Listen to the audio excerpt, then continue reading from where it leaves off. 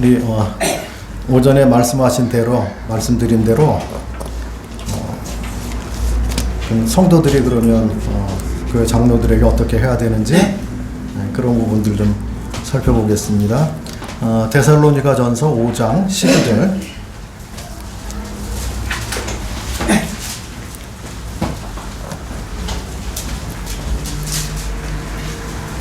형제들아, 우리가 너희에게 구하노니 너희 가운데서 수고하고 주 안에서 너희를 다스리며 권하는 자들을 너희가 알고 그들의 역사로 말미암아 사랑 안에서 가장 귀히 여기며 너희끼리 화목하라.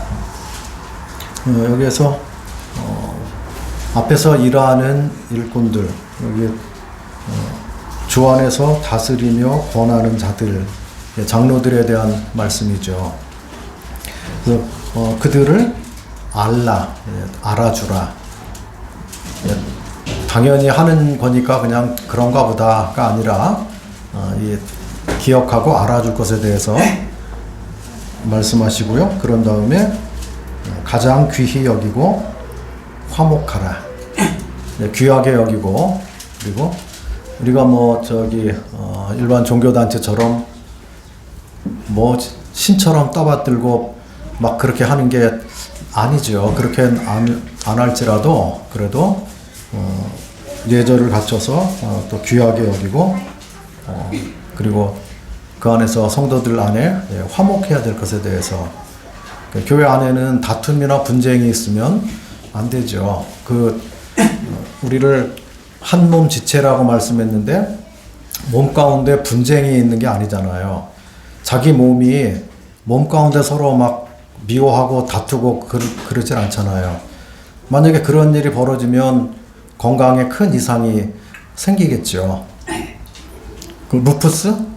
그거는 자기를 공격하는 거잖아요. 멀쩡하게 적을 공격해야 되는데 이 백혈구가 난데없이 자기 어떤 부위를 공격해서 막 되게 아프고 막 그래요. 병원 가고 그랬다가 또 나와서 정상적으로 살다가 또 하면 병원에 또 가고 그럽니다. 이제 평생 고질병 같은 건데, 만약에 하나님의 교회 안에도 지체 간에 서로 상합하고 연락하고 서로 도움을 주고 함께 해서 이 주의 몸을 세우는데 함께 하지 않으면은 그렇게 되는 거죠. 그 안에서 막 고생하게 되고 어려움을 겪게 되고, 우리가 싸우는 것은 혈과 육에 대한 싸움이 아니고 사단 마귀와의 전쟁인데, 그거 해보기도 전에 그 몸 안에서 서로 시기와 분쟁과 다툼이 있고 거기서 막 어려움이 있고 그러면 마귀가 참 좋아하는 게 되겠죠.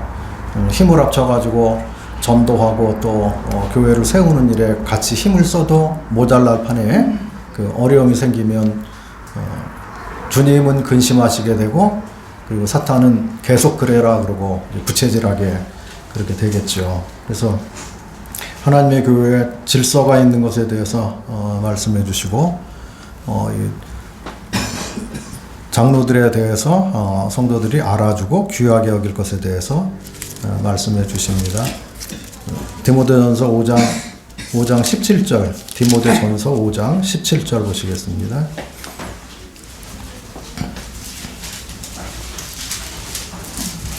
여기는 이렇게 기록이 되어 있어요. 잘 다스리는 장로들은 배나 존경할 자로 알되 말씀과 가르침에 수고하는 이들에게는 더욱 그리할 것이니라. 성경에 일렀으되 곡식을 밟아 떠는 소의 입에 망을 씌우지 말라 하였고, 또 일꾼이 그 삭슬 받는 것은 마땅하다 하였느니라. 장로에 대한 고발은 두세 증인이 없으면 받지 말 것이요, 범죄한 자들을 모든 사람 앞에서 꾸짖어 나머지 사람들로 두려워하게 하라. 여기까지만 읽겠습니다. 잘 다스리는 장로들을 배나 존경하라. 그러니까 장로들을 존경하라. 그런데 장로 일을 잘하는 사람들, 잘 다스리는 사람들을 배나 존경할 자로 알고, 거기에다가 말씀과 가르침에 수고하는 사람들은 더 존경하라. 이렇게 말씀해 주십니다. 여러분, 지금은 탈권위 시대예요. 다 말 안 듣는 시대입니다. 학생이 선생님 말 안 들어요. 자녀가 부모 말 잘 안 들어요. 이게 전체적으로 이 사회적인 분위기가 그렇습니다. 국민들이 대통령 말 안 들어요. 뭐 자기 친구처럼 생각하고 막 비난하고 욕하고 막 그래요. 그러니까 이게요, 위에 올라가서 뭘 하라 그래도 하기 어려운 시대라고 하는 것입니다. 근데 교회는 세상을 쫓는 곳이 아니고 주님 말씀을 쫓는 곳이죠. 그러니까 세상은 그럴지라도 심판 아래로 더더 들어가는 거죠. 세상은 마지막 때가 가까워진 거예요. 주의 강림 때가 가까워진 겁니다. 그런데 그럴 때 교회가 제자리를 잡아야 되는 거죠. 빛을 비춰야 됩니다. 죄가 점령한 것 같은 이 세상은 무질서한 곳입니다. 권위가 없어졌어요. 그러니까 그 세상 영향을 받아서 교회에서도 이제 그런 모습이 나타나면 어려운 거죠. 지금은 뭐 군대에서도 누가 상관이고 누가 쫄병인지도 모를 정도로 한다며요. 뭐 구타가 없어지고 괴롭히는 거 없어지고 그런 건 좋은데 저렇게 해가지고 전쟁 나면 제대로 할까? 지금은 그 사병들을 주일날은 일요일날 아무 일도 안 시키고요. 공사를 하더라도 일요일날은 안 한다 그래요. 애들 재워야지 자야지 그 시끄럽게 하면 안 된다고 일요일날 하지 말고 그리고 월요일부터 하라 그러고 그 어디 작업 들어오는 사람들한테도 그렇게 한다고 합니다. 옛날 같으면 그런 게 어디 있어요. 다 깨워가지고 일하는데 일 시키고 사역하라 그러고 막 그렇게 하는데 지금은 절대 건드리지도 말고 그렇게 하지도 말고 쉬고 잘 자게 해라. 지금들은 핸드폰 가지고 SNS에다 그런 거 막 다 올리고 그러면 군대 뭐 별도 떨어져요 지금은. 네? 그러니까 좀 이상한 시대가 되긴 됐습니다. 탈권위 시대예요. 그래서 옛날에는 교회에서도 장로님이 한마디 하면 이견이 없어요. 그냥 다 따라가고 내 마음하고 안 맞고 싫어도 꼬박꼬박 말대답하고 그런 게 없어요. 내가 잘 몰라서 그럽니다. 이 위에서 하라 그랬으니까 장로님이 그렇게 했으니까 합니다. 그러고 아니 총각이 하나 들어왔어요. 근데 자매들만 많아 교회에. 남자 총각이 별로 없어요. 그러면 거기서 결혼해야 되는데 이거 내 차례가 나보다 나이 먹은 자매님 연상하고 결혼해야 되나? 그럴 때 만약에 장로님이 그 형제보다 몇 살 많은데 그 자매가 영적이고 더 좋으니까 그러니까 결혼하면 좋겠어. 그러면 싫어요. 그러고 왜 나 젊은 자매 안 소개시켜주고 나이 먹은 자매하고 결혼하라 그러는 거예요. 그렇게 안 했다니까요. 웬만하면 따라서 순종해서 그렇게 했습니다. 그래서 이거 옛날에는 보면 자매가 연상인 경우도 많아요. 이상한 게 아니었죠. 그냥 순종해가지고 그냥 결혼하고 그런 미덕이 있었어요. 그래서 제가 그 전에 그 중매를 좀 이렇게 해봤을 때 그때 이 장로들의 권위가 있고 그 말을 순종하던 그 순수한 시절에는 청년들 결혼시키는 게 어렵지 않았어요. 쉬웠어요. 대부분 그냥 순종하니까 얼마나 좋아요. 그래가지고 그 말 듣고 결혼해서 사는 집들 보니까 다 잘 살더구만. 여기도 보니까 다 잘 살아 보니까. 그죠? 예. 근데 막 안 된다 그러고 싫다 그러고 몇 번 막 고르고 바꾸고 막 그렇게 하다가 했는데 막 더 못 살고 그런 경우도 많아요. 그래서 지금은 청년들 결혼시키기가 참 어려운 시대고요. 특히 자매님들이 학력도 높아지고 수준도 높아지고 그러니까 그 형제가 조금 현찮아 보이면은 잘 어렵더라고요. 안 하더라고요. 그래서 우리는 자매 쪽에서 순종하기로 하면 결혼하기로 정했습니다. 그리고 나갔는데 보니까 그쪽에서는 아니라 그래. 그러니까 몇 번 또 이거 몇 번 이래야 되나?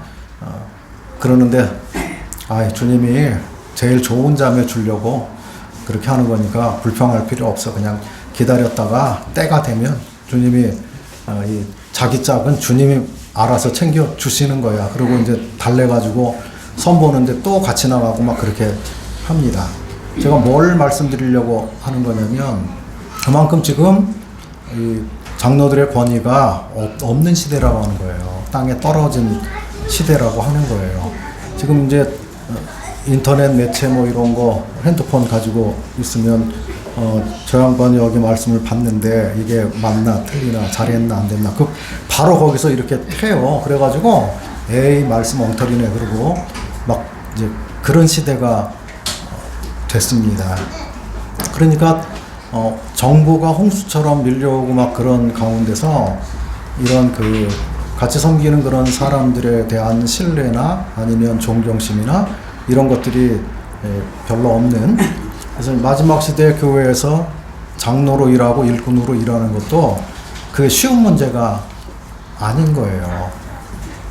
그러니까 하나님께서 마지막 때가 되면 될수록 더 그러기 때문에 장로들을 알아주고 귀하게 여기고 더 귀하게 여기고 그리고 존경할 자로 알아라 이렇게 말씀해 주시는데 지금은 욕 안 먹으면 잘하는 거죠. 옛날에는 진짜 존경을 했거든요. 장로님들을 존경했어요. 근데 지금은 그렇게 존경하는 것 같지 않아요. 비난하지 않고 욕 안 하면은 뒤에서 뭐 이상한 말 안 하면은 그래도 잘 된 거다 이렇게 생각을 합니다. 근데 이게 우리가 주님 앞에 가서 칭찬을 받으려면 세상을 따라가면 안 되는 거죠. 말씀대로 세우는 일을 해야만 됩니다. 베드로전서 5장 또 보시겠습니다. 베드로전서 5장 5절 보시면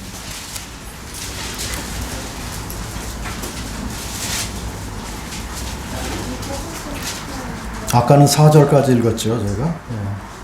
젊은 자들아 이와 같이 장로들에게 순종하고 다 서로 겸손으로 허리를 동이라. 하나님은 교만한 자를 대적하시되 겸손한 자들에게는 은혜를 주시느니라.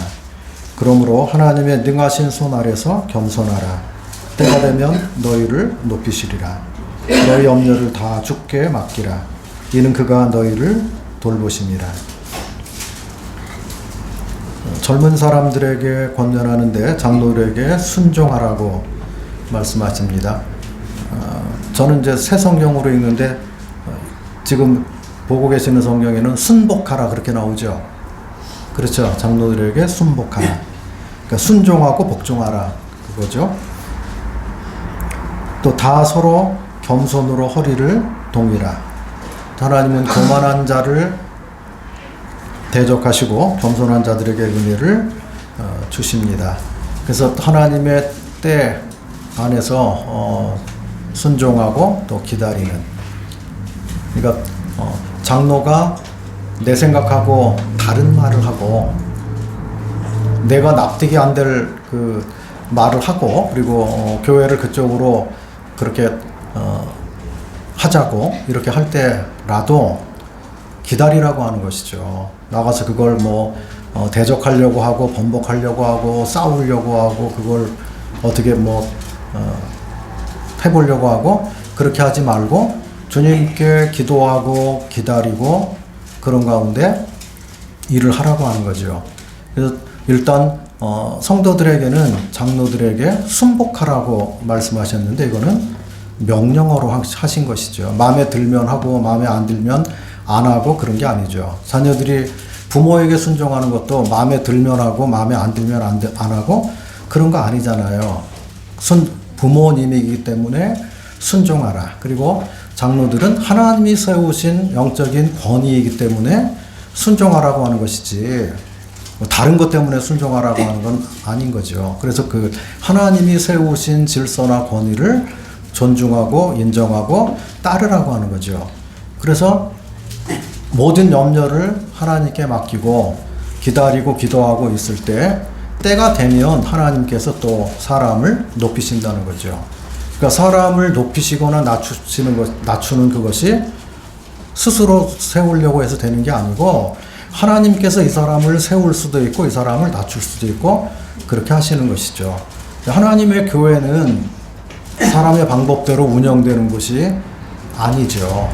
하나님의 뜻대로 하나님의 말씀을 따라 운영되어져야 되는 것이고, 만약에 하나님의 방법을 쫓아서 되지 않으면 열매가 없게 돼요. 사람들이 와가지고 막 북적북적하고 뭐가 되는 것 같은데 시간이 지나면 나중에 보면 다 없어져 버리잖아요. 그러니까 성교지 같은 데도 마찬가지예요. 떡을 먹고 배부른 그 까닭에 온 사람들이 많이 있으면 아무리 많아도 소용이 없어요. 고난이 오거나 어려움이 오거나 뭐 그러면 다 없어져 버립니다. 먹을 걸 주다가 안 주면 다 떨어져 나가는 거죠. 그래서 선교지에서도 성공은 가난하니까 뭐 그분들에게 먹을 걸 좀 주는 거는 당연하죠. 너무 가난하니까 도와주긴 합니다. 근데 그거보다 더 중요한 것은 진짜 말씀을 깨닫고 구원 받아야 되는 거죠. 그래서 이 주님의 교회에서도 생명이 역사할 때만 교회가 세워지는 것을 보게 됩니다. 또 교회는 하나님의 소유예요. 사람 것이 아니죠. 사람을 세워서 일하게 한다 그래도 성령께서 성령께서 누구를 택하시고 누구를 일으키시고 누구를 감동시켜 주시고 누구에게 말씀을 주시고, 그리고 하나님의 교회를 내가 몸바쳐 섬기고자 하는 마음도 주님이 주시는 거죠. 그래서 거기로부터 출발된 게 아니라면 뭐 소용이 없는 거죠. 나중에 열매가 없게 될 것이니까요. 그래서 여기 젊은 자들에게는 모든 염려를 주님께 맡기고 우리를 돌보시는 하나님을 바라보고 다 겸손으로 허리를 동이고 하나님께서 나를 세우실 때가 또 있는 거죠. 기다리고 순복하고 섬기고 이렇게 할 때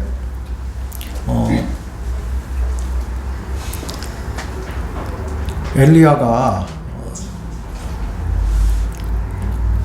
이세벨이 대적하고 사람들이 뭐 어렵게 하고 그러니까 도망친 적이 있었잖아요. 시내산으로 도망을 쳤단 말이에요. 그럴 때 하나님께서 네가 여기 왜 있느냐? 너가 있을 곳은 여기가 아니야. 이스라엘 땅이지. 여기 왜 왔냐? 그러니까 그냥 자기 사정을 다 막 이야기합니다.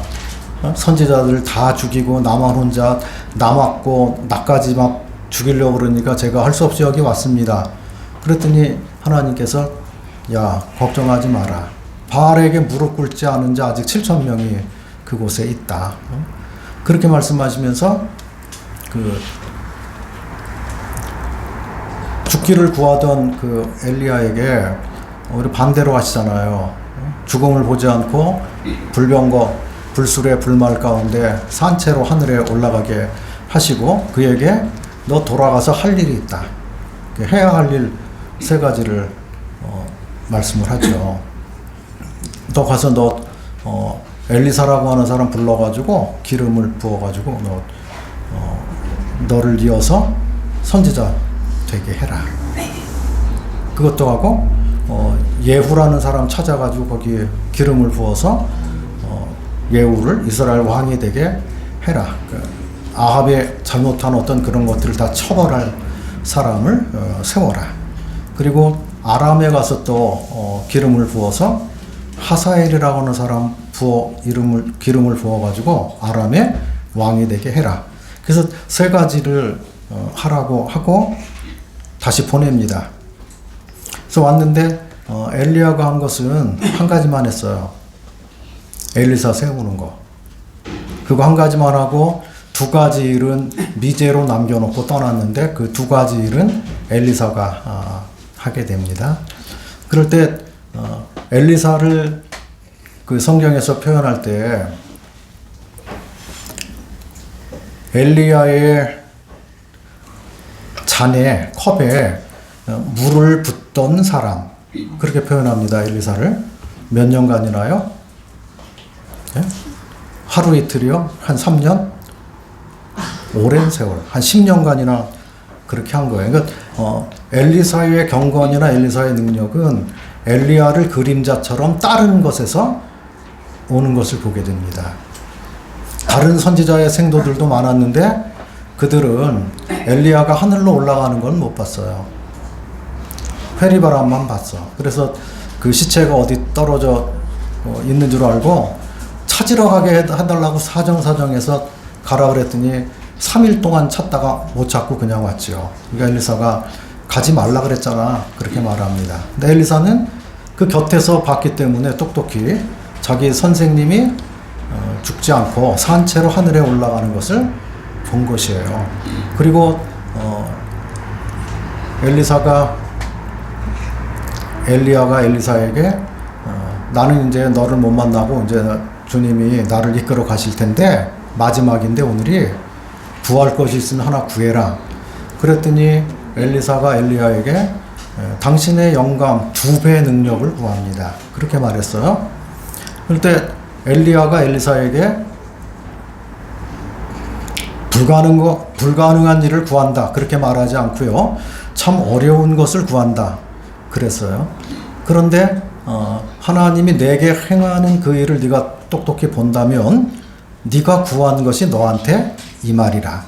그래서 엘리사는 그것을 똑바로 봤죠. 요단강을 건너올 때는 엘리사는 따라왔어요. 엘리야가 그 겉옷을 가지고 물을 치면서 건넜단 말이에요. 근데 요단강을 건너가야 되는데 엘리야 없이 엘리사가 자기 혼자 건너가야 돼요.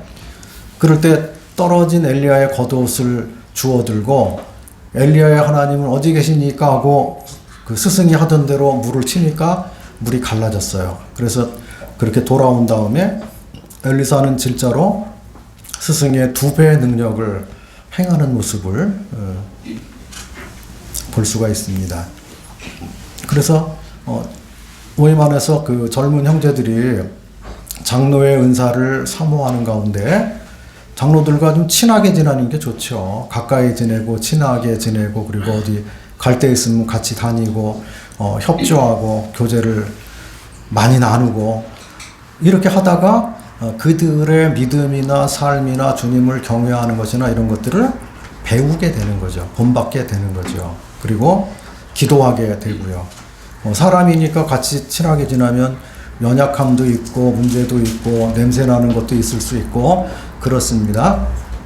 근데 좋은 것은 본받고 안 좋은 것은 나는 저렇게 하면 안 되겠지 하고 그렇게 하면서 이 주님을 배우게 될 때 실제로 나중에 하나님께서 나에게 교회를 맡겨주시고 이렇게 할 때 자기 그 선배보다 더 잘 섬길 수 있는 사람이 되는 거죠.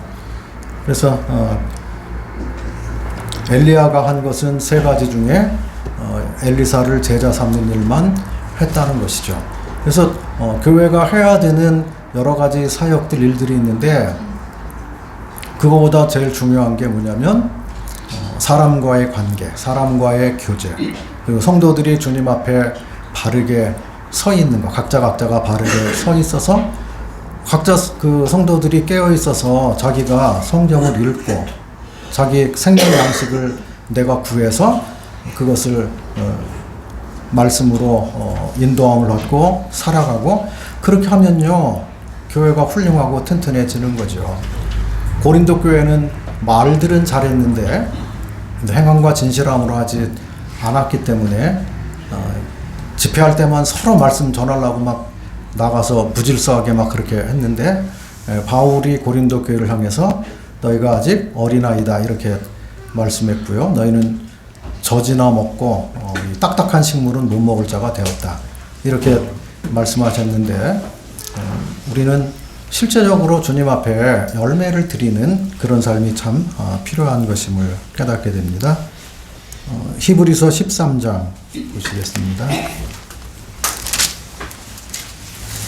히브리서 13장 7절입니다.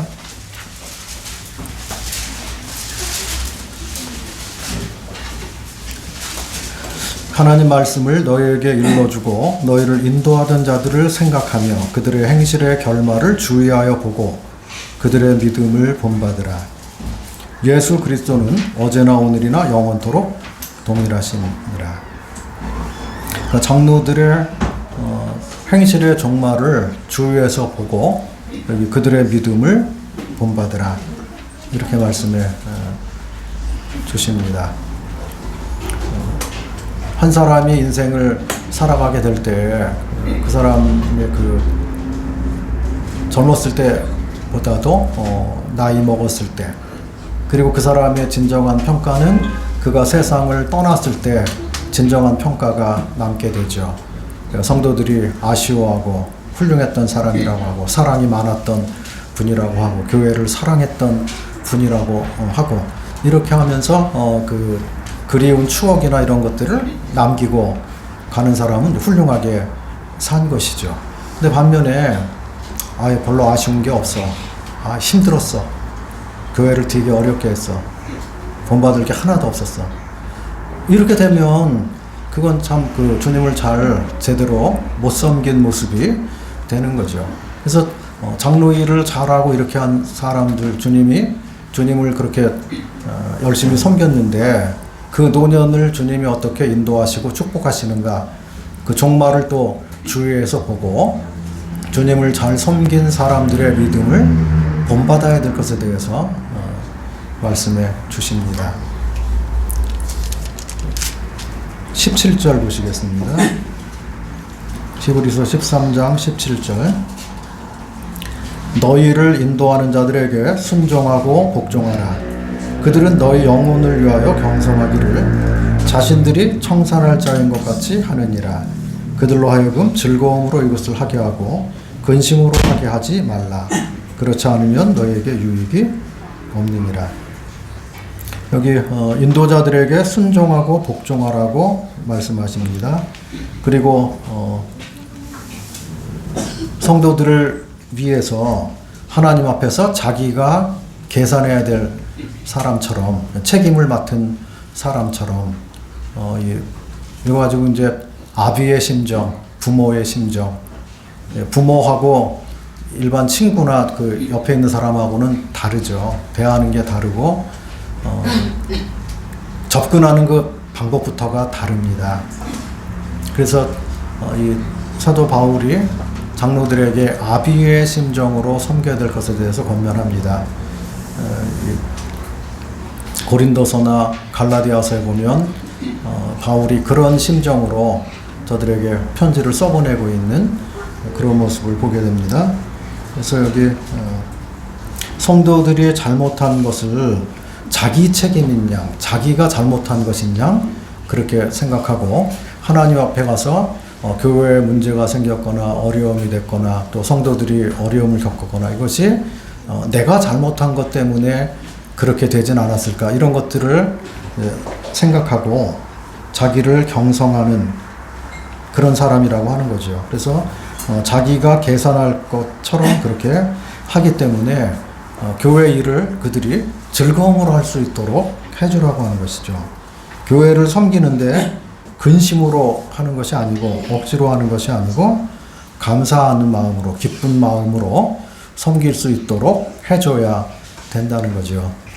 그래서 성도들이 여기 말한 것처럼요, 장로들을 알아주고 귀하게 여기고 존경하고 그리고 순복하고 믿음을 본받고 순종하고 복종하고 즐거움으로 하도록 그렇게 해주는 것.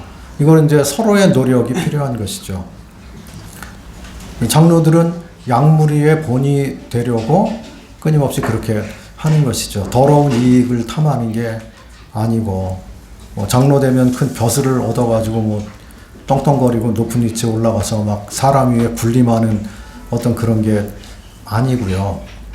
옛날에는 그렇게 강한 펀치로 그렇게 하는 그 카리스마가 세게 하는 그런 교회들이 잘 됐어요. 옛날에는 그런 교회들이. 왜냐면 성도들이 순하고 그리고 그 장로들이 하는 말 거의 순종하고 따라주고 웬만큼 잘못해도 그냥 넘어가고 문제 삼지 않고 그렇게 됐기 때문에 교회가 됐습니다만, 지금은 카리스마로 이끌고 가려고 하다가는 되치기 당해요. 교회가 어려워집니다. 망합니다. 옛날 같지 않아요. 지금은 서로 교제하고 또 서로 섬기고 서로 사랑하고 그렇게 하지 않으면 안 되는 것이죠. 서로 존중하는 게 필요한 것이죠. 장로는 그 성도들에 대해서 참 존중하는 마음을 가지고요. 또 마찬가지죠. 성도들은 또 장로들을 향해서 또 그렇게 주님이 세우신 권위로 인정하고 웬만하면 다 따라주고자 하는 그런 마음으로 서로 섬기는 것. 그 좋은 본이 보아스와 그 일꾼들 그 모습 보면 나오죠. 보아스가 와가지고 자기 밭에 일하는 자기 종들이죠. 종들을 축복하잖아요. 하나님께서 너희들을 축복하기를 원하노라.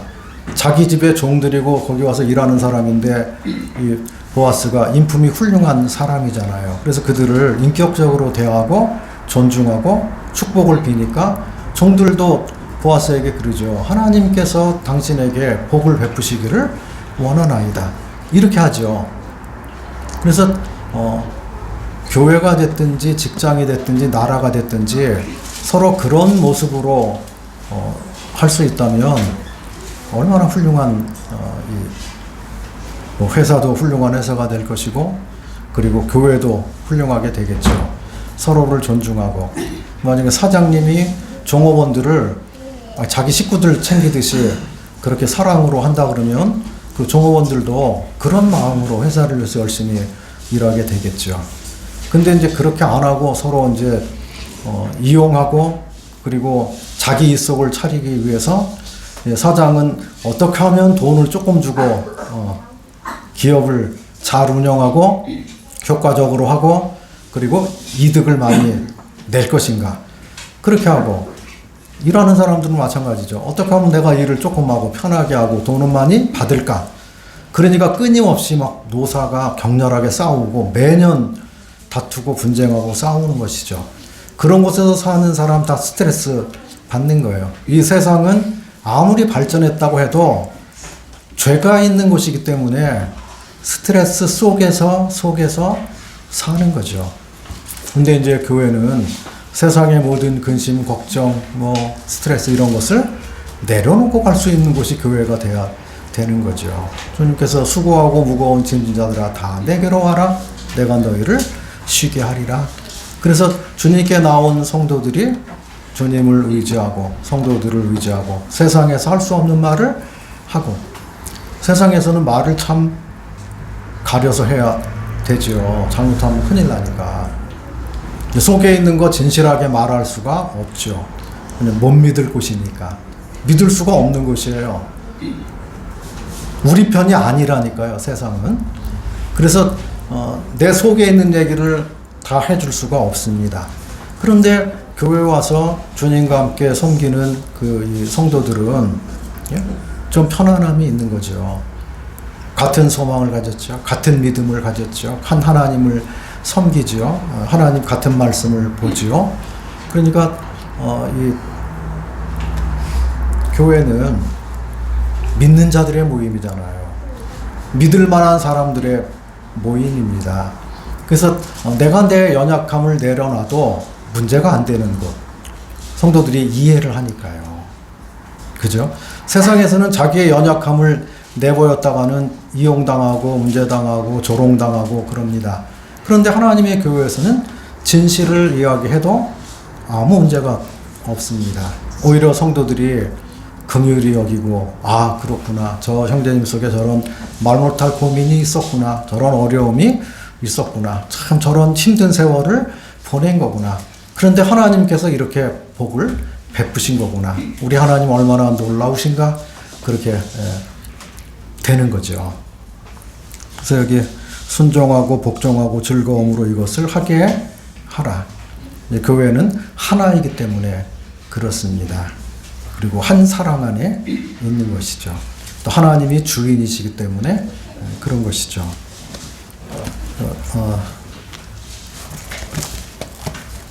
마태복음 20장에 나오는 말씀을 조금 교제를 하고 시간을 줄이도록 그렇게 하겠습니다.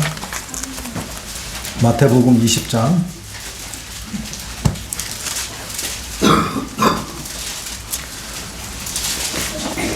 그 내용이 길기 때문에요. 집에 가서 꼭 읽어보시고요. 그리고 제가 말로만 하겠습니다. 여기 포도원의 품꾼들 이야기가 나옵니다. 그리고 20장 1절에 보면 천국은 마치 품꾼을 얻어 포도원에 들여보내려고 이른 아침에 나간 집주인과 같으니 그가 하루에 한 데나리온씩 품꾼들과 약속하여 포도원에 들여보내고, 여기 아침 6시에 포도원 주인이 나가서 거기 있는 사람들하고 약속을 했습니다. 내 포도원에 들어와서 일하면 한 데나리온을 준다. 이렇게 해서 새벽 6시에 사람들이 들어가서 일을 했습니다. 주인이 9시에 나가서 보니까 일자리가 없어요. 거기 놀고 섰는 사람들이 있어요. 그래서 너희도 들어가라. 내가 한 데나리온 주마. 이렇게 해가지고 또 들어갔습니다. 12시에 갔더니 그때 또 있어요, 사람들이. 그래서 너희도 들어와라. 오후 3시에 나갔어요. 그런데 장터에서 놀고 서 있는 사람들이 있어요.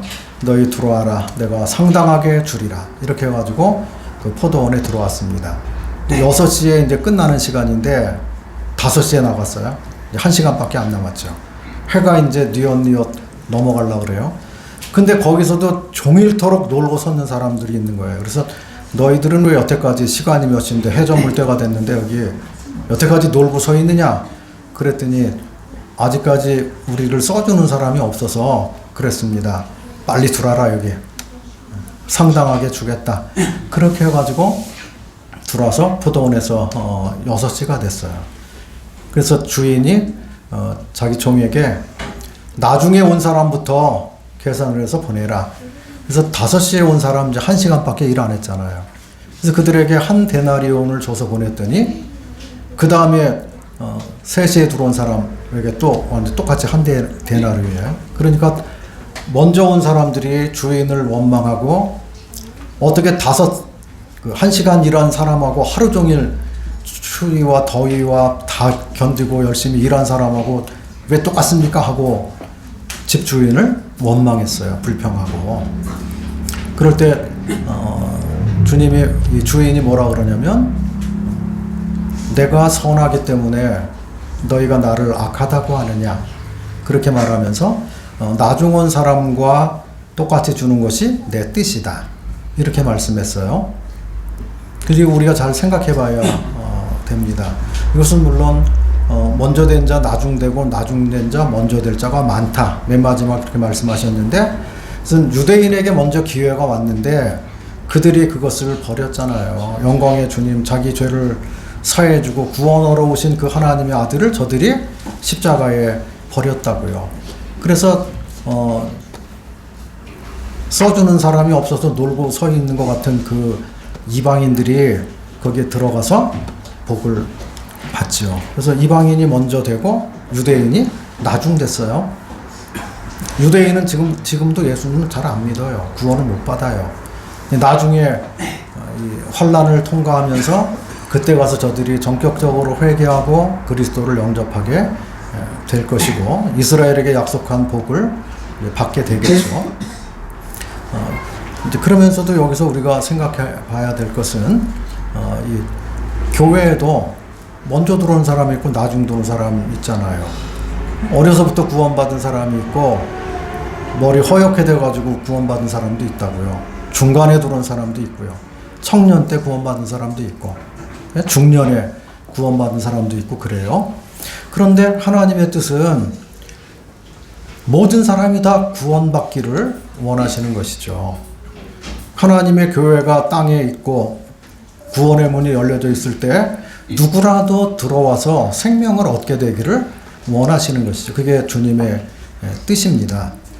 그래서 포도원에 들어온 이 사람들은 지금 이 섬기는 자들의 인식을 제대로 알고 했더라면 좋았겠죠. 먼저 들어온 사람이 나중에 들어온 사람에게 내가 이렇게 일해보니까 그건 힘들더라. 그렇게 하지 말고 쉽게 하려면 내가 가르쳐 줄게. 이렇게 해. 그리고 이제 그렇게 해야 맞는 거죠. 나는 아침 6시에 와가지고 빠삭해. 잘 알아. 그러니까 너 지금 들어왔으니까 그냥 내가 하라는 대로 해. 따라서 해. 그래서 교제해주고 인도해주면 잘하는 거죠. 그래서 이 주인에 대한 인식이 필요한데 우리 주인은 거룩하신 하나님이시잖아요. 전지전능하신 분이시죠. 그리고 모든 사람이 구원받기를 원하시는 분이시고요. 거룩하시고 영광스럽고 그런 분이죠. 그래서 그 포도원에서 일하는 것 자체가 얼마나 행복한가를 일찌감치 깨달아야 되는데 그걸 못 깨닫고 살면 그냥 불평이 나오는 거죠. 원망이 나오고 불평이 나오는 거예요. 그래서 경외감을 가지고 주님을 섬겨야 되겠고 우리는 청지기들이라는 것을 잊어서는 안 되는 것이죠. 그래서 종이 주인에게 하는 자세는 내가 할 일을 다 했나이다 하고 그렇게 하는 것이죠. 주님께 뭐 불평을 하고 이걸 왜 안 주냐 저걸 더 달라 그러는 사람들이 아닌 것이죠. 그 다음에 같이 일하는 동료에 대한 인식이 필요한데 포도원에 일단 들어온 사람들은 경쟁자가 아니라는 거죠. 동역자지 다. 그리고 하나님께서는 절대로 사람을 한 줄로 세우기를 안 한다는 거예요.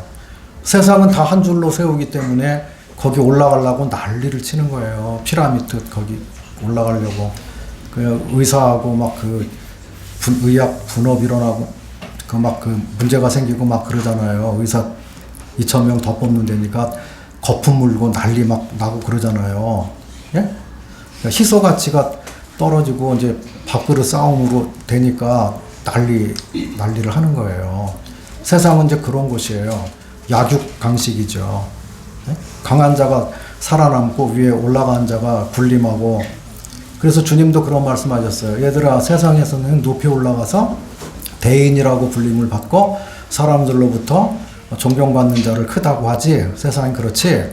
근데 내 나라는 그렇지 않다. 섬기는 자가 돼야 된다.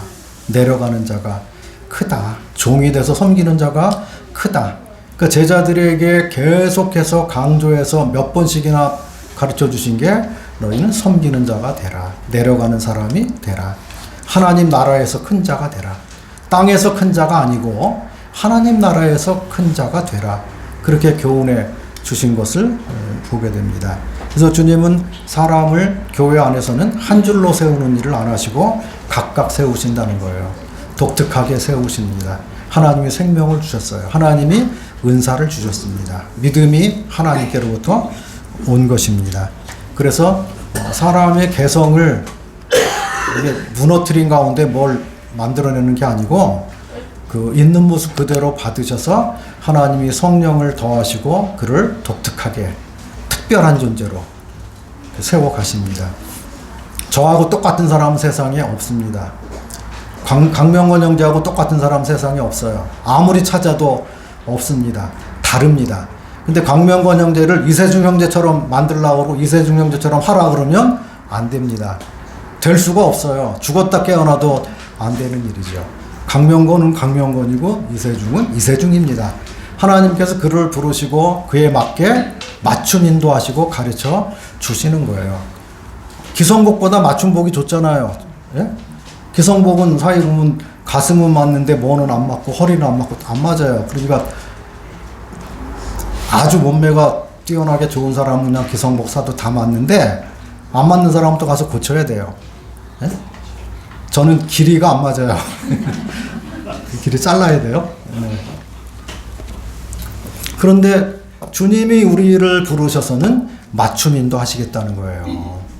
얼마나 놀라운 일인지 모릅니다. 뭐 단체로 도매금으로 인도하는 게 아니고요. 한 사람 한 사람을 세심하게 하나님께서 특별하게 인도해 주시겠다고 하는 것입니다. 그게 신앙생활이에요. 그것을 발견한 사람은 부족할 게 없죠. 뭐 실망할 것도 없는 거고요. 그리고 원망 따위는 할 필요가 없는 거예요. 그리고 포도원에 들어서 일하는 사람들이 자기에 대한 인식을 제대로 또 가져야 됩니다. 우월의식을 가지면 안 되는 거죠. 야, 나는 일찍 왔잖아. 넌 인제 왔잖아. 넌 무릎 꿇어. 넌 아직 한참 멀었어. 나한테 다 배워야 돼. 그러니까 나 형님이라고 모시고 잘해봐. 내가 좀 가르쳐 줄게. 이제 우월의식을 가지면 안 되는 거죠. 교만은 패망의 선봉이고 마귀가 했던 짓이에요. 교만은. 그래서 성경은 우리들에게 다른 사람을 나보다 낮게 여기라고 가르치는 것입니다. 교회 와서 아무 소리 안 하고 조용하다 그래가지고 배울 게 없는 게 아니고요. 본받을 게 없는 게 아니죠. 그리고 말할 줄 몰라가지고 안 하는 게 또 아니죠. 그 안에 성령이 계시기 때문에 지혜도 있고 능력도 있고 분별도 있는 거죠. 그것에 대해서 무시하고 막 그렇게 하면요, 이게 문제가 생겨요. 그리고 주님 말씀을 어기는 게 되는 거죠. 내가 높아지려고 했기 때문에. 그리고 또 하나는 열등감도 버려야 돼요.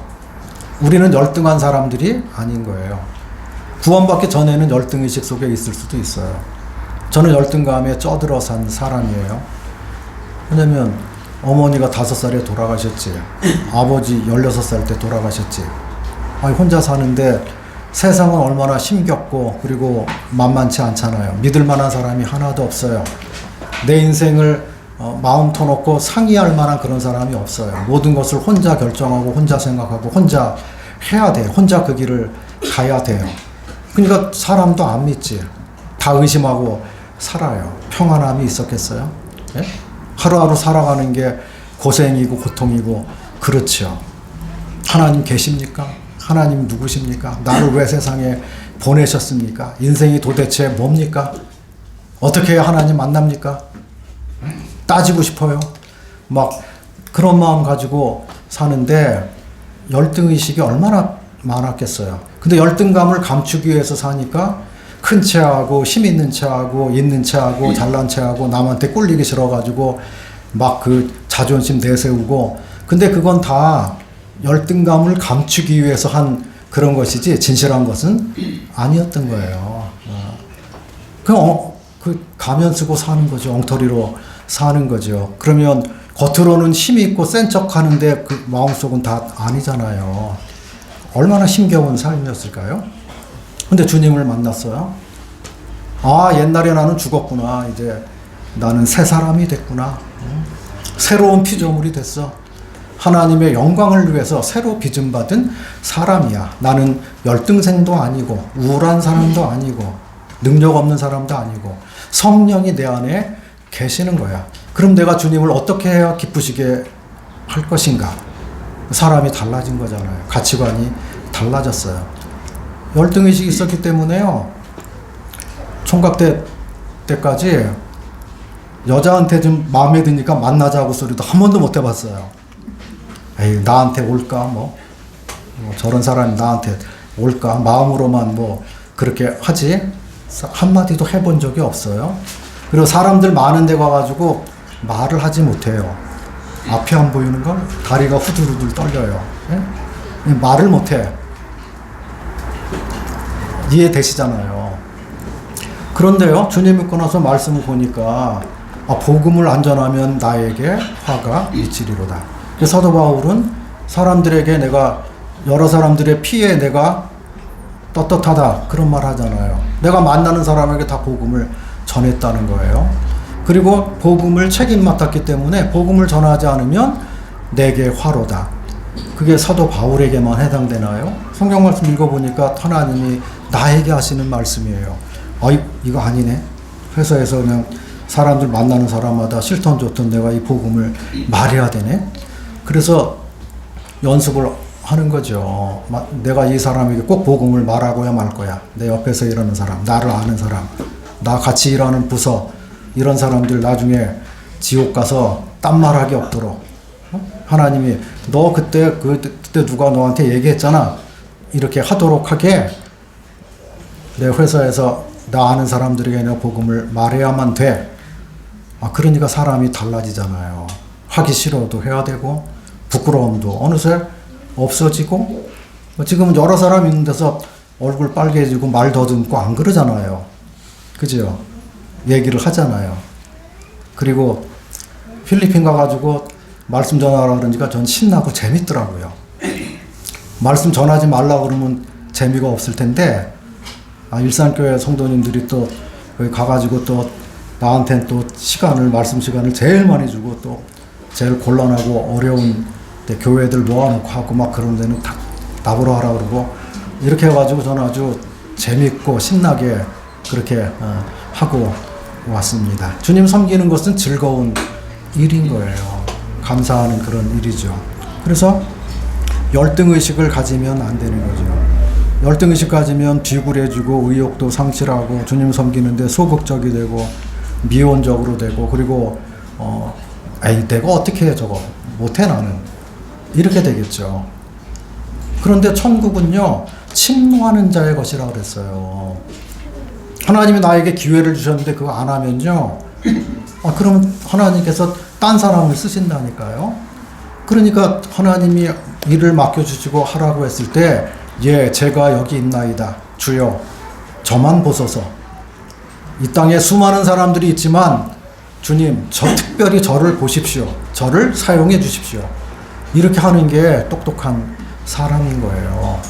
그래서 필리핀에 가서 제가 느낀 게 있는데요.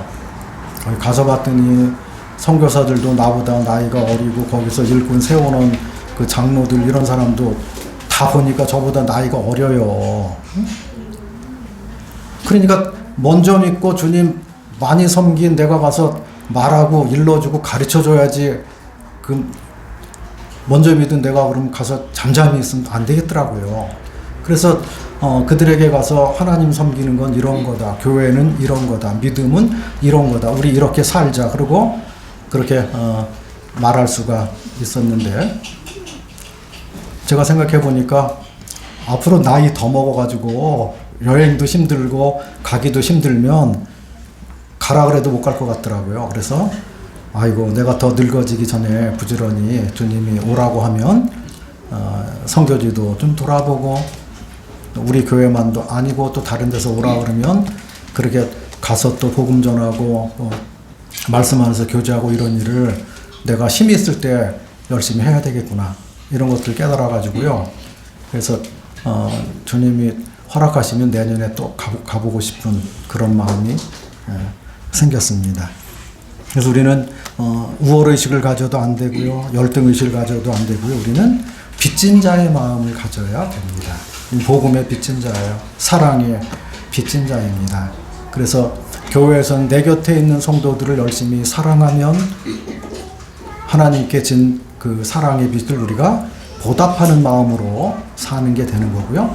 불신 세상을 향해서는 복음에 빚졌기 때문에 그들이 우리를 비난하고 악하게 대우하고 핍박하고 그럴지라도 그들을 불쌍히 여기는 가운데 주님 마음을 품고 복음을 계속 전해줘야 되고 사랑해줘야 되는 그래서 빚진 자가 나는 빚진 자다 이런 의식으로 섬겨야 되는 거죠. 포도원에 먼저 들어와서 이런 사람들이 이런 의식이 있었다면 원망하지 않았겠죠. 그런데 자기보다 늦게 온 사람하고 자기하고 돈을 똑같이 줬다 그래가지고 그들이 막 원망했는데 그 원망은 하나님께 대한 원망이잖아요. 우리 주인에 대한 원망인 거잖아요. 마르다가 마리아에게 주님 말씀 듣고 있는데 마르다는 봉사하느라고 바빴잖아요. 그런데 주님께 와가지고 이 언니가 혼자 사방팔방 떠다니면서 이렇게 힘들게 봉사하는데 그 가만히 앉아있고 언니 좀 도와주라고 왜 말하지 않느냐고 그 마리아한테 말한 게 아니고 주님께 말했어요. 그건 뭐냐면 주님을 책망하는 것처럼 된 거잖아요. 우리가 주님 섬기다가 그런 모습으로 나타나면 결코 안 되는 거죠. 근데 주님께서 마르다야 마르다야 너 왜 이렇게 분주하냐? 너 한 가지만 해라. 응? 밥 한 끼 안 먹어도 살아요. 그런 뜻이지. 근데 마리아는 더 좋은 편을 택했다. 그래서 빼앗기지 않을 거다. 하나님 말씀 먼저 듣고 그걸 알아야 제대로 된 봉사를 할 수가 있는 거죠. 그 순서가 뒤바뀌면 문제가 생길 수밖에 없는 거죠. 그래서 우리가 주님 섬기는 최대의 가치는 거룩한 주의 일에 동참하는 것인 거죠. 그래서 섬기는 동기에 대해서 변질이 오면 문제가 생기는 거예요. 우리가 주님을 섬기는 것은 교회에서 일하는 것은 장로직을 맡아서 일하는 것도 주님 사랑 때문에 하는 거죠. 성도가 돼서 주님을 이런저런 봉사에 참여해서 하는 것도 그 동기가 주님께로부터 온 그 사랑이 동기가 돼서 하면 원망이나 불평은 있을 수가 없죠. 근데 그렇게 되지 않았을 때 불평이 나오는 거예요. 결국은 나를 왜 이렇게 대우해주지 않느냐, 나를 왜 그렇게밖에 취급 안 하느냐, 나는 존재감 있는 사람인데 여기서도 내가 존재감을 나타내고 싶은데 근데 왜 나를 그렇게 하냐. 그 육신적인 일이죠. 세 가지 적이 있다고 그랬잖아요. 예? 옛사람, 옛성품. 이제 그걸 다스리지 못했기 때문에 원망이 일어나게 되는 것입니다. 그래서 섬기는 동기에 대해서 문제가 오면 불평과 원망이 생기고 그것은 판단과 정죄로 이어지게 됩니다. 그래서 우리의 섬김은 감격과 감사와 찬양과 기쁨이어야만 되는 것입니다. 하나님이 나에게 주신 일에 충성을 다하는 것, 은사를 받은 대로 열심히 섬기는 것, 그게 진정한 섬김이 되겠고요.